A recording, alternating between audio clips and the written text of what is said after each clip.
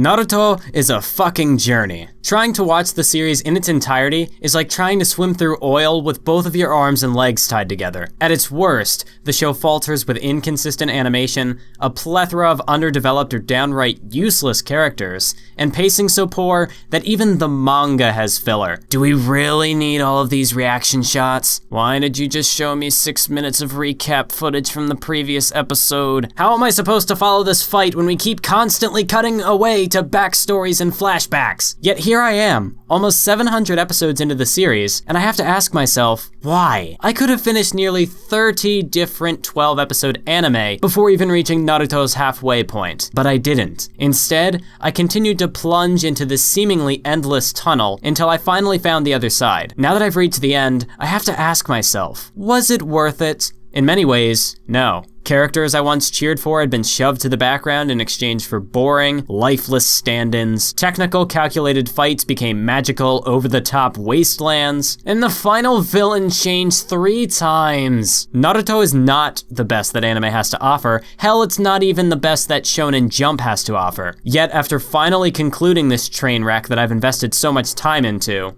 I do feel somewhat satisfied. At its best, Naruto is chock full of unique designs, creative abilities and applications of those techniques, entertaining character dynamics and interactions, and breathtaking fight scenes. It has also produced one of my favorite tournament arcs and one of the most iconic rivalries in all of anime. Rock Lee's underdog story motivated me. I could empathize with Naruto's wish to be accepted by his peers. Gaara's sand power was fascinating. I loved the dynamic of Shikamaru being incredibly smart, yet unmotivated. While the Shippuden section of the story would utterly fail at keeping most of these characters relevant or engaging, I can still recall my strong interest in the various personalities like Orochimaru, Kabuto, Jiraiya, Kakashi, Might Guy, Itachi, Kisame, Kankuro, Tamari, Shino, Hinata, Sasuke, and those are just off the top of my head. Unfortunately, caring about those characters didn't mean a damn thing when they were just relegated to the background, but at least Masashi Kishimoto could make me care about them in the first place. As the show went on, we'd get a group like the Akatsuki, where I didn't care about half of the characters, and then the Great Ninja War introduced an abundance of boring people on top of that. Sasuke's peons were forgettable at best, annoying at worst, and how about those reanimated characters? One of the core themes of Naruto is growing up, but Kishimoto stuck the future of his universe on the sidelines in favor of Madara and Hashirama. When I saw their story, a tale that was part of Naruto's past rather than its present, play such an integral part in the modern conflict that was the Great Ninja War, it baffled me. These 2 guys are dead! They shouldn't be at the center of attention. Do I recommend this show? No, I don't. For anyone who hasn't seen the series before, is the 700 episode plunge worth it? Absolutely not. I took the plunge,